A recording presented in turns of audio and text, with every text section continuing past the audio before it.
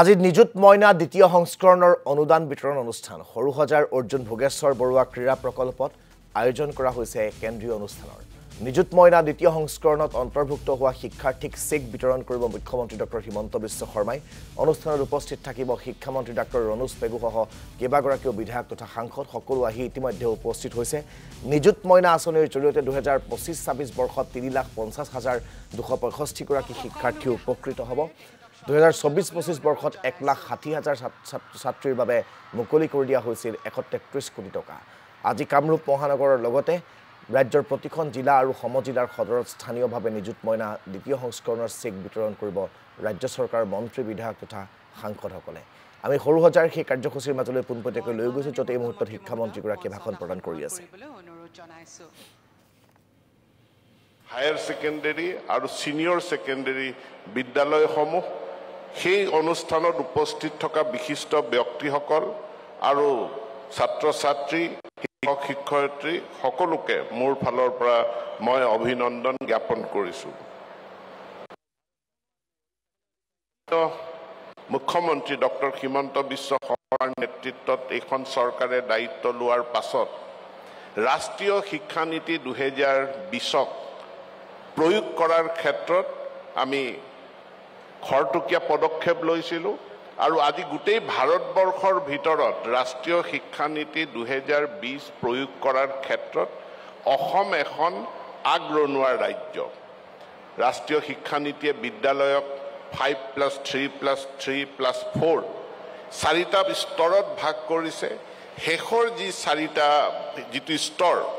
9, 10, 11, 12 নৱম দশম একাদশ দ্বাদশ শ্ৰেণী লগতে উচ্চ শিক্ষাত অসম চৰকাৰখনে বিশেষ গুৰুত্ব প্ৰদান কৰিছে কাৰণ ইয়াত আমাৰ কিছুমান বিশেষ নাটনি আছিল বিশেষ প্ৰত্যাহ্বান আছিল আৰু সেই প্ৰত্যাহ্বানবিলাক ভিতৰত এটা আছিল যে আমাৰ ড্ৰপ আউট ৰেট আধাতে বিদ্যালয় বা মহাবিদ্যালয় এৰা ছাত্ৰ ছাত্ৰীৰ সংখ্যা বেছি বিশেষকৈ ছাত্ৰীৰ সংখ্যা বেছি দ্বিতীয় সমস্যাটো আছিল যে সামগ্ৰিক যি নামভৰ্তি যিমান ল'ৰা ছোৱালীয়ে মেট্ৰিক পাছ কৰে হায়াৰ সেকেন্ডাৰী পাছ কৰে